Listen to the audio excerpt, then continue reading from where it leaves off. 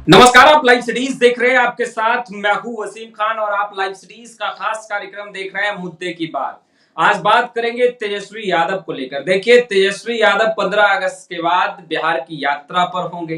राजद के नेता कह रहे हैं तेजस्वी यादव मुख्यमंत्री नीतीश कुमार का पोल खोल करेंगे। देखिए, जाति आधारित जनगणना को लेकर अगर बात करें या फिर जो आरक्षण का दायरा बढ़ाने को लेकर बात करें या फिर बिहार को विशेष राज्य का दर्जा दिलाने को लेकर बात करें, इन तमाम चीजों को लेकर जेडीयू को बेनकाब करेंगे तेजस्वी यादव। हमारे साथ इस विषय पर बातचीत करने के लिए प्रमोद सिन्हा हैं, राजद के प्रदेश प्रवक्ता हैं और बेबाकी से अपनी बातों को रखने के लिए जाने जाते हैं।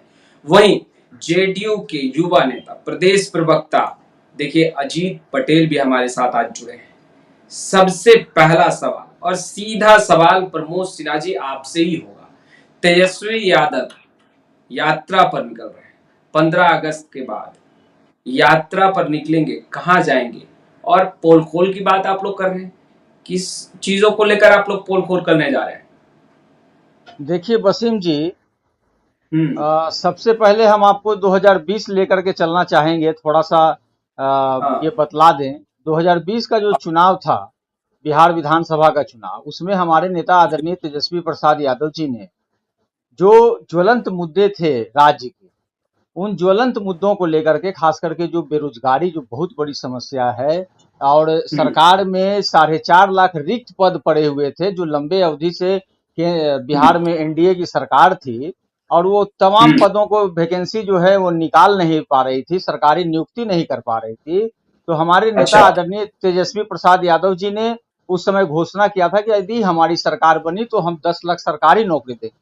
देखिए, उन्होंने नियोजित की बात नहीं की थी, सरकारी नौकरी देने की बात की। संजोग से 12,000 वोट के मात्र अंतर से हमारी सरकार नहीं बन पाई, लेकिन 9 अगस्त 2022 को महागठबंधन की सरकार बनती है, और महागठबंधन की सरकार बनते ही 15 अगस्त को पटना के गांधी मैदान में माननीय नहीं, मुख्यमंत्री। वो बातें जनता सुन चुकी है, आप लोगों ने बहुत बार बताया है। अब तेजस्वी यादव 15 अगस्त के बाद ऐसा क्या करने जा रहे हैं कि मुख्यमंत्री नीतीश कुमार एक्सपोज हो जाएंगे? नहीं नहीं, वही ये जो हम बतला रहे थे ना, मुश्किल से एक 30 सेकंड में हम अपनी बात पे आ जाते। आपने, चूंकि 15 अगस्त को 2022 को माननीय मुख्यमंत्री जी ने जो पहले 2020 के बिहार विधानसभा के चुनाव में कहा था कि ये कहता है नौकरी देंगे, कहां से लाएगा नौकरी, पैसा कहां से लाएगा, और कई बातें कहने का काम किया था, वही माननीय मुख्यमंत्री पटना के गांधी मैदान से घोषणा करते हैं कि इन्होंने जो वादा किया है उसको हम जो है से ये महागठबंधन की सरकार पूरा करने का काम करेगी। तो ये सबसे बड़ी बात होती है। नेचर और सिग्नेचर, हमारी दृढ़ इच्छा शक्ति थी।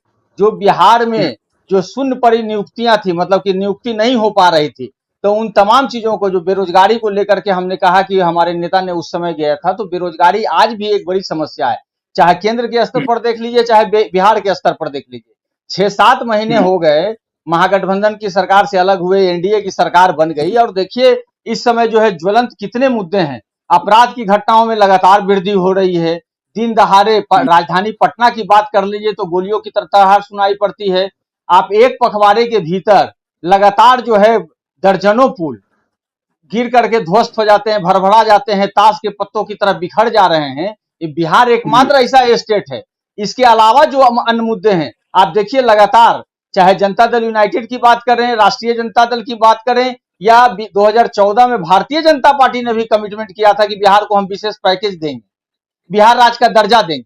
लेकिन यहाँ आते आते जो है 2024 में जब सरकार बनी तो उस पर, समय समय पर मुख्यमंत्री नीतीश कुमार ने अपने नेचर को बदला है और हाँ, यही बातें आप जनता के बीच ले एक जाएंगे। एक दो मुद्दा अजीत और है। पटेल जी को सुन एक, लेते हैं, जवाब दे लीजिए। अजीत पटेल जी, आपके नेता, बिहार के मुखिया मुख्यमंत्री नीतीश कुमार समय समय पर नेचर क्यों बदल देते हैं? अब तो तेजस्वी यादव जाकर जनता को कहेंगे और बताएंगे कि कब कब नेचर बदला है। नहीं नहीं, वो जो जिस आप यात्रा का पहले जो कॉन्टेक्स्ट में आप डिबेट कर रहे थे कि तेजस्वी जी ये 15 अगस्त के बाद यात्रा पे निकलने वाले, तो उनसे पूछना जी। चाहिए कि उनका यात्रा का मकसद क्या है। ये सिर्फ एक नाटक नौटंकी यात्रा उनकी है, ठीक है। वो जब प्रतिपक्ष के नेता को लोग चुनता क्यों है? चुनता है कि जो भी मुद्दे हैं पब्लिक के, वो विधानसभा में रखा जाए। लेकिन अब जब रखने की समय आती है, जब ओरिजिनल रूप से डिबेट डिस्कशन करने के आते थे, ये गायब हो जाते हैं। इनको डर है कि कहीं हमारे पार्टी में ही हमारे अगेंस्ट में विद्रोह मत हो जाए, हमको लोग नेता नहीं माने।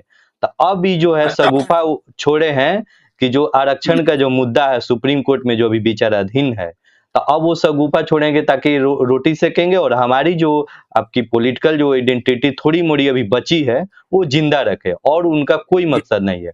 वो सिर्फ अपने परिवारवाद के परिवार में आरक्षण की बात करेंगे और उनको जनता के मुद्दा से कोई मतलब ही नहीं है। रही बात नीतीश जी की, तो नीतीश जी ऐसे बिहार के बिहार के जो काया पलट किया था राबड़ी जी और लालू जी के शासनकाल को, ठीक है, ये जो अभी आरजेडी के हमारे प्रवक्ता महोदय बता रहे थे कि ये हत्या हो रही है, वो हत्या हो रही है, जनता अभी भूली नहीं है कि किस तरह से संगठनिक जो आपका अपराध होता था मुख्यमंत्री आवास से, किडनैपिंग इंडस्ट्री, और कितना यहाँ फिल्म बनना शुरू हो गया था, अपहरण उद्योग, ये सब याद है ना कि भूल गए वो सब।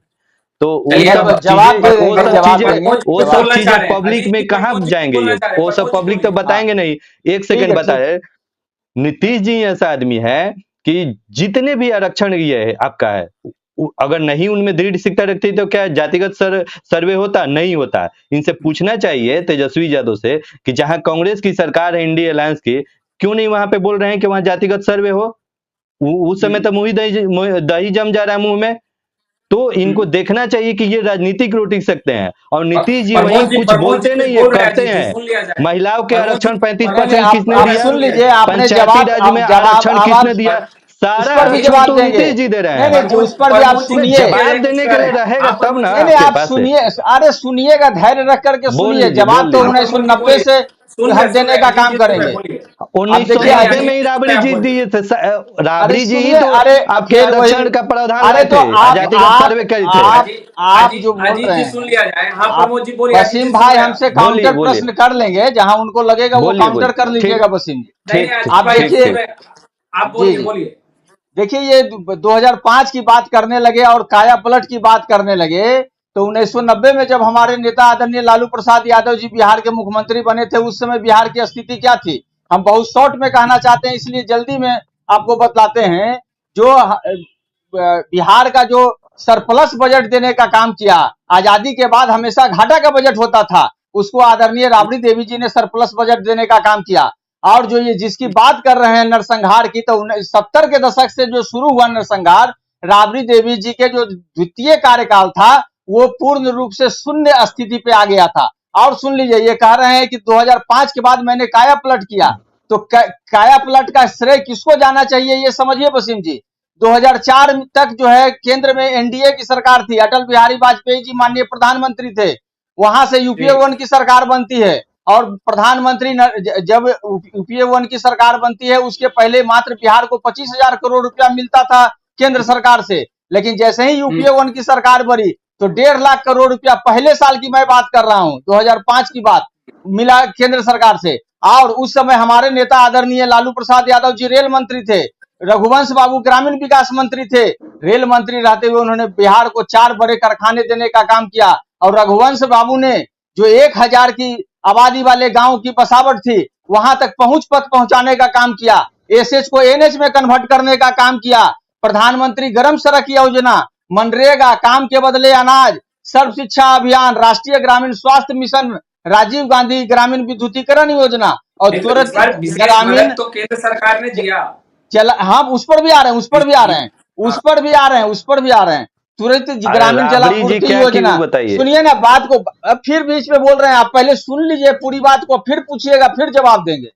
राबड़ी देवी जी ने जो किया उस पर तो हम बता ही दिए कि सरप्लस बजट देने का काम किया बिहार को, ये समझ लीजिए। अब ये सारी योजनाएं जो केंद्र सरकार की थी, यूपीए 1 की जो सरकार की थी, उसको इन्होंने भुनाने का काम किया। और जो 2005 से 2020 के 10 के बीच में जो डेवलपमेंट का काम हुआ, ये केंद्र की योजनाएं थी, जिसके कारण बिहार में ये डेवलपमेंट हुआ। पहली बात, आपने कहा कि बिहार को विशेष पैकेज मिला, तो 2015 में प्रधानमंत्री नरेंद्र मोदी जी ने 1,65,000 करोड़, 1,25,000 करोड़ प्लस जो है 40,000 करोड़ देने का वायदा किया था। और ये लोग कहते हैं कि मैंने दे दिया, तो अगर आपने दे दिया तो नीति आयोग की जो रिपोर्ट आई है उसमें बिहार सबसे अंतिम पंक्ति पर क्यों है? गरीबी उन्मूलन की दिशा में सबसे पीछे नंबर पर क्यों है, ये बतलाने की जरूरत है। और आपने लॉ एंड ऑर्डर की भी, आपने लॉ एंड ऑर्डर का जिक्र किया और अजीत पटेल जी ने भी लॉ एंड ऑर्डर को लेकर के बताया कि लालू राबड़ी शासनकाल में क्या था और क्या नहीं था। खैर, जो टैग आप लोगों पर अब तक लगता रहा और कहा जाता रहा कि लालू राबड़ी का शासनकाल जो है वो जंगल राज का शासनकाल रहा, और अभी जिस तरीके से आपके नेता यानी तेजस्वी यादव लगातार क्राइम बुलेटिन जारी करते हैं ट्विटर पे, और आप लोग भी लगातार निशाना साध रहे हैं कि सुशासन की सरकार पूरी तरीके से फेल है, तो कहीं वो टैग अपने दामन से हटाने की एक कोशिश तो नहीं? नहीं, वो ये एक जंगल राज वाला परसेप्शन, टैग वसीम जी, इन्होंने एक परसेप्शन तैयार किया। और जैसे ही सरकार में आए, आप लोग पत्रकार हैं, इस बात को जानते हैं, पहले बिहार के दूरस्थ इलाकों में भी अगर कोई घटना घटती थी तो पटना के अखबारों में उसका दर्शन हो जाता था। लेकिन इसके बाद इन्होंने क्या किया, जिला वाइज समाचार का संकलन हो गया, ये समझने की बात है। और आज के क्या डेट में तर्क दे देखिए रहे हैं? आज के एनसीआरबी का, डेट में नहीं जितना सुनिए ना, डिजिटलाइजेशन है, हर एक अजय जी, क्राइम, हर एक घटना डिजिटल का एनसी माध्यम है। यही आप अब सुन लीजिए ना, हम, अरे आप बोलिएगा, बहुत समय मिलेगा आपको। एनसीआरबी का जो आंकड़ा है, सुन लीजिए ना, ये हमारा तो आंकड़ा है नहीं, एनसीआरबी का आंकड़ा, चाहे नीति आयोग का जो रिपोर्ट आया है, मेरा बनाया हुआ तो है नहीं, ये केंद्र सरकार का है।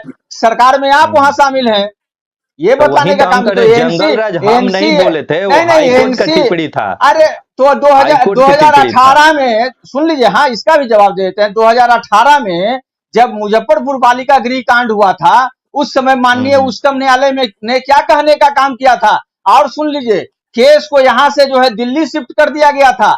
जानकारी रखिए, ऐसा बात नहीं है। और ये जो अजीत पटेल जी से सीधा सवाल ले लेते हैं, लॉ एंड ऑर्डर को लेकर बहुत मुस्कुरा रहे हैं, बिहार में लगातार आपराधिक घटनाएं बढ़ रही है, इससे क्या आप गुरेज कर रहे हैं? आपको नहीं लग रहा कि अपराधी बेलगाम हुए? आपको नहीं लग रहा? पूर्णिया की घटना देखिए, राजधानी पटना में कई ऐसी वारदात और घटनाएं हुई हैं, और बिहार के अन्य जिलों से भी तस्वीरें निकलकर सामने आ रही है। आपको नहीं लग रहा कि तस्वीरें बदली है?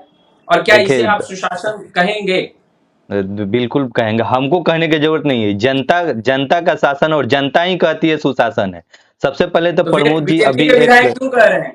फिर तो बीजेपी सुन के लीजिए, विधायक क्यों कह रहे हैं कि मुझे भी डर लगता है? हाँ, बीजेपी के राहुल गांधी भी बोल रहे थे अभी सदन में, लोकसभा में, कि भय का माहौल है। तो वही बताएंगे, भय का माहौल वही उसी चलते है कि रॉबर्ट वाड्रा का सब जो है बिजनेस ठप पड़ गया। ठीक है, पहले जवाब दे देते हैं। यहाँ बिहार के कॉन्टेक्स्ट में अभी हम लोग डिबेट कर रहे हैं कि अभी आरजेडी के हमारे प्रवक्ता महोदय, जैसे अभी लास्ट जो इनका प्रश्न था आपका कि पहले जो समाचार का संकलन जो राज्य स्तर पे होता था, जिला में नहीं होता, अब जिला में बांट दिया गया। इनको थोड़ा सा चीजें समझने के यहाँ पे है। आज हम लोग डिबेट भी कर रहे हैं, तो देखिए कितनी घर बैठे भी हो जा रही है, जहां जो लोग कनेक्ट, तो डिजिटलाइजेशन है, सोशल मीडिया का है, और एक छोटी सी छोटी घटना कितनी तेजी से वायरल होती है। तो इसमें छुपने छुपाने वाली बात नहीं, ये कह के आप एक्सक्यूज नहीं कर सकते हैं कि पहले की घटना न्यूज़पेपर में छप जाता था 1990 या राबड़ी जी के शासनकाल में, लालू जी के शासनकाल में, तो हम लोग पे ज्यादा आरोप लगता था। उससे ज्यादा अब संचार क्रांति मजबूत हुआ है, ये आप भी ये जानते हैं। तेजस्वी यादव जो क्राइम बुलेटिन जारी करते हैं, तो वही देखिए कि तेजस्वी यादव कितने क्राइम बुलेटिन का उनका न्यूज़पेपर में छप रहा है, कि वो भी ट्वीट ही कर रहे हैं। ये तो सब इसी से ये हो जा रहा है। तो सुन लीजिए, तेजस्वी यादव को वही हम उसी पॉइंट पे अब आ रहे हैं कि आप जितने भी घटनाएं देखिएगा, तेजस्वी यादव जो बुलेटिन जारी करे या ऐसे जो भी, मतलब कि बिहार में जो अपराध का जो स्ट्रक्चर है वो संगठनात्मक नहीं है। कोई जो है, कोई आपका ऑर्गेनाइजेशनल बेस क्राइम नहीं हो रहा है। कहीं पे आप देखे होंगे, जैसे मुकेश सहनी जी के पिताजी के हाल में निर्मम तरीके से हत्या हुआ, तो एक आवेश में हुआ। कोई ऐसा तो है नहीं कि किडनैपिंग इंडस्ट्री पहले जैसा हो रहा है, लेन देन का व्यापार चल रहा है। अपहरण उद्योग देखे थे ना। अब जो क्राइम हो रहा है, तो कोई हमारे जमीनी विवाद का हत्या बढ़ रहा है, प्रेम प्रसंग का बढ़ रहा है, कोई नौकर जो घर में ये कर दे रहा है क्राइम। तो आप अपराध का स्ट्रक्चर देखना होगा। यहाँ पे जो सोशोलॉजी जैसे हम लोग पढ़ते हैं, समाज शास्त्र या फिर समाज का जो स्ट्रक्चर है, तो वो देखना होगा। इसमें समाज की भी महत्वपूर्ण भूमिका रहती है। राजनेताओं को डर क्यों लग रहा है इस सुशासन की सरकार में? सुशासन की ही सरकार है। जब नीतीश जी आए तो सारे बाहुबली भी अंदर चले गए। आप इससे भली भांति अवगत है कि जितने भी बाहुबली थे, बालू माफिया से सब अंदर चले गए। अब लोग जानता भी है कि बालू माफिया किस पार्टी का उपज है। ये किसी पप्पू तो यादव तो पप्पू यादव क्या लगातार बोले लोगों हैं? की मदद करते हुए नजर आते हैं। तो पप्पू यादव का भी तो पहले के इतिहास जोड़ लीजिए कि आरजेडी में ही थे, और कितना उन पे दामन लगा है। ऐसे थोड़ी कि ये मदद करने से किसी का क्राइम छुप जाएगा। किसी के मदद, हम 4 गो मर्डर कर दे और 2 लोग को मदद कर दे, तो क्या हमारा क्राइम माफ हो जाएगा? समझने वाली बात हाँ, है। प्रमोद सिन्हा जी कुछ बोल रहे हैं, बोलिए। देखिए ये लोग बोल रहे हैं जो बातें, इन लोगों तो चुनाव में, चुनाव जीतने के लिए इनको पैरोल पर लोगों को छोड़वाना पड़ रहा है, और ये यहाँ पर क्राइम की बात कर रहे हैं। ये समझने की जरूरत है। और आप जो है केंद्र में सरकार में है, तो थोड़ा सा इसको समझिए। एनसीआरबी का जो आंकड़ा है उसका अध्ययन करिए। और हमारे नेता आदरणीय तेजस्वी प्रसाद यादव जी जो क्राइम बुलेटिन जारी कर रहे हैं, क्यों कर रहे हैं, क्यों करना पड़ रहा है, ये समझने की जरूरत है। अगर एक दिन में दर्जनों घटनाएं घट जाती हैं, बड़ी से बड़ी घटनाएं घट जाती हैं, जो सत्ता के संज्ञान में नहीं आता है, सत्ता आंख बंद करके जो है बैठी रहती है, चुपचाप रहती है, उनको आईना दिखलाने का काम करते हैं कि जागिए, देखिए बिहार में क्या हो रहा है, इस पर कार्रवाई करिए। लेकिन जब आपसे कोई अगर ये प्रश्न पूछता है तो आपको लगता है कि वो जो लोग हमसे सवाल कर रहे हैं, और सवाल नेता विपक्ष हैं तो बतलाएंगे ना, बिहार की जनता के प्रति हमारी भी प्रतिबद्धता है, जवाबदेही है, इसी के लिए हम लोग यहाँ पर हैं। लेकिन सवाल उठता है कि जब आईना दिखलाने का काम किया जाता है तो आप नेता विपक्ष को ही आप टारगेट करने का काम करते हैं कि वो आईना दिखला रहे हैं। जब तो रहना चाहिए ना, एक उचित सदन प्लेटफॉर्म पे डिबेट हाँ, होता है, तो बिल्कुल सदन आपके के इस समय बात गायब का कब हो जाते बिल्कुल। हैं? अरे सुन लीजिए बात, कोई आपके बात का जवाब दे देते हैं। उनकी बोल हाल लीजिए। सुन ली, अरे सुनिएगा तभी ना। सदन में हाँ, नहीं थे, बोलिए। 5 दिन का सदन था, सदन में नहीं थे। और उसके पहले हाँ, उनका जैसे तबीयत खराब था, जो जनसभा था उसमें लगातार बिल्कुल। जैसे कमर दर्द से भी परेशान थे, और जब वो आए तो उन्होंने कहा कि थोड़ा हमको आराम करने का भी जरूरत था। ये भी समझने का जरूरत है, चूंकि उनका कमर में, आप वसीम जी आप लोगों को भी जानकारी है, और 100% उनकी उपस्थिति रहती है। अभी तक जितना भी आप देख लीजिए कि सदन चला है, और जब जब चला है, हमारे नेता आदरणीय तेजस्वी प्रसाद यादव जी ने मुखर होकर के सड़क पर भी उतरने का काम किए हैं। मुख्यमंत्री नीतीश कुमार के खिलाफ दौड़ लगाने के लिए। देखिए हमारे हमारे हमारे नेता, कमर दर्द ठीक हो जाएगा। हमारे हम प्रमोद जी से हमारे बस इतना नहीं, पूछते सुनिए, हैं, मान लीजिए आज तेजस्वी जी का तबीयत खराब है, तो राबड़ी देवी का भी तबीयत खराब था, तो सब सदन में तेज नहीं प्रताप जी थी, का भी खराब था। सदन में नहीं थी, बाकी लोग सदन में नहीं थे। हमारे तो राष्ट्रीय जनता दल के तमाम विधायक सदन में नहीं थे। तो काहे कहाँ नहीं आप आप बोलते हैं? कहाँ ध्यान, तो और कौन कहाँ सा ध्यान है? माननीय तो पब्लिक का मुख्यमंत्री जी, डोमेन कौन सा क्वेश्चन माननीय उठाए माननीय कुछ माननीय उनकी मुख्यमंत्री उपस्थिति जी, कितना प्रतिशत रही थी, सुनिए ना, पता जब करिए। एक दलित रही बात विधायक आप जो महिला, बोल रहे हैं, एक दलित हाँ, विधायक महिला जब माननीय अब मुख्यमंत्री जी से सवाल करते हैं, तो माननीय हाँ, मुख्यमंत्री जी ने किस प्रकार के अभद्र शब्दों का देखिए प्रयोग किया, इनसे पूरा बिहार प्रश्न देखने का पूछा काम जाएगा किया। कहाँ, नहीं नहीं, आंसर वही देंगे बात कहाँ बोलने का काम करे, वही पूछा कह रहे जाएगा, हैं कि पूछा जब जाएगा सदन में इतिहास सवाल, का सदन में भी सवाल, प्रश्न देंगे, यात्रा प्रश्न से दीजिए, उत्तर दीजिए। नहीं, सुनिए वसीम जी क्या बोल रहे हैं। अजीत पटेल जी ये बताइए, तेजस्वी यादव की इस यात्रा से कहीं ना कहीं जो आने वाले चुनाव हैं, बिहार विधानसभा चुनाव 2025, उस पर कहीं ना कहीं महागठबंधन मजबूत होगी, आपको नहीं लग रहा? क्योंकि अरे वो तो अब भाई, घर घर जाने की बात कर हम रहे हैं। आपको पहले ही बोल रहे हैं कि ये उनकी नौटंकी यात्रा है। लोकसभा चुनाव से भी ये यात्रा पे पहले निकलते थे। हर चुनाव पे जब बोल कर इनकी नहीं जा रहे हैं, आप बता रहे हैं नौटंकी। जब इनकी राजनीतिक साख खत्म होने लगती है तो ये यात्रा पे निकलते हैं। इनका अपना राजनीतिक हमारे वजूद भी हमारे तो नेता बचाना जब है। हमारे नेता जब आपको नहीं निकलते पता हैं तो है? इनके हिसाब से नौटंकी यात्रा होता है, और इनके नेता जाते अजीत हैं तो पटेल जी आपके क्या नेता होता का है। पोल खोल करने जा रहे हैं। हाँ, अभी सुन लीजिए वसीम जी, अभी केंद्र के द्वारा जो है फिर से पैकेज देने की घोषणा की गई। 1,65,000 करोड़ रुपया मिला, तो इन्होंने बिहार को अंतिम पंक्ति पे लाने का काम किया, विकास में सबसे पिछले पायदान पे लाने का काम किया। अभी इनको फिर से 58,000 करोड़ रुपया मिला। जब 1,65,000 से कुछ नहीं किए, तो ये 58,000 का फिर घोषणा हुआ है, बिहार के जनता को भरम जाल में रखने के लिए। और पुराने जो पैकेजिंग थे, मतलब पुराने जो घोषणा किए हुए थे, जो अब आप सुन लीजिए, बक्सर से भागलपुर तक एक्सप्रेसवे का जो है, गंगा पर सेतु, जेपी सेतु के समानांतर पुल आदि अनएलिवेटेड जो सड़क का निर्माण की मांग नितिन गडकरी से तेजस्वी जी ने अगस्त 24 को 2023 में ही किया था, और नितिन गडकरी ने उस पर भी सहमति देने का काम किया था। पूर्णिया का जो एक्सप्रेसवे की बात की गई है इस पैकेज में, कि डीपीआर 2022 में एनएचआई ने टेंडर मंगाया था, और 300 दिन की उसकी डेडलाइन थी, और 2023 तक डीपीआर तैयार होने और काम नहीं, आप शुरू कह होने रहे की हैं बात कही गई रिप्लेसिंग थी। किया गया। तो ये आप पूर्ण कह रूप रहे से हैं और भी रिप्लेसिंग है, किया गया और जो भी तेजस्वी यादव उनके कर रहे उनके तमाम जो नए नए जो घोषणा किए हैं ना, उनका भी पूरा का जिक्र है हमारे पास। हैं। ये बिल्कुल इससे बिल्कुल। खुश हैं। पूछिए ना कि भाई नहीं ये नहीं, जब ये तेजस्वी जी आप यात्रा पे अजीत निकलेंगे अजीत तो इनका पटेल जी को तो एजेंडा सुनिए, क्या जवाब रहेगा? तो सुनिए। ये जब बोलिए अजीत तेजस्वी जी पटेल। डिबेट हो रहा है तेजस्वी जी यात्रा पे, तो तेजस्वी जी यात्रा का इनका क्या एजेंडा होगा? इनसे बस वही एज, तो आरक्षण पे चर्चा कर रहे हैं। मेरा सुन लीजिए, as, let me complete, Pramod ji सुन लीजिए। दूसरा बात है कि जब ये प्रश्न पूछ रहे थे कि पैरोल पे छोड़ना पड़ा, अरे तो हाँ, पैरोल पे कि दुष्कर्म के आरोपी को तो ये टिकट देते हैं। ये पूछिए कि 3 गो दुष्कर्म के अरे आरोपी के पूरा पूरा उनकी वाइफ को पूरा टिकट दी मंगवा है। लीजिए। आपने जो दूसरा बात उम्मीदवार है, दिया है ना, आप जो अरे उम्मीदवार दिए हैं उनका पूरा वही तो काला कह चिट्ठा रहे हैं मंगवा लीजिए।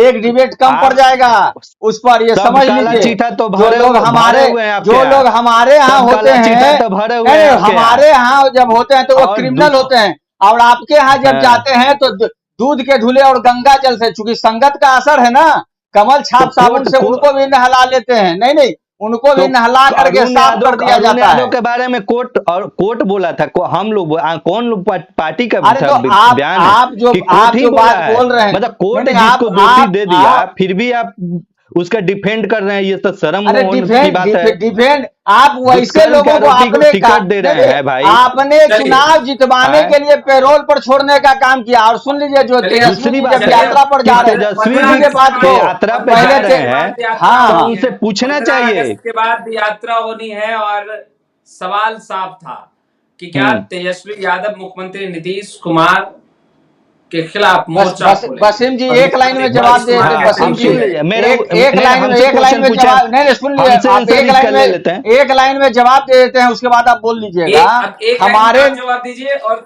एक लाइन में अजीत जी जी से बिल्कुल भी बिल्कुल, जवाब लेंगे। एक आप लाइन में समझ जवाब लीजिए। दीजिए, दो मुद्दा तीन जो कौन अभी सा। जो हाल के जो मुद्दे हैं, चूंकि हमारे नेता आदरणीय हाँ जब महागठबंधन की सरकार बनी तो 17 माह के अल्पकाल में एक बड़ी उपलब्धि हुई। केंद्र सरकार से हम लोग लगातार केंद्रीय देश स्तर पर जनगणना की मांग कर रहे थे, उन्होंने डिनाई किया।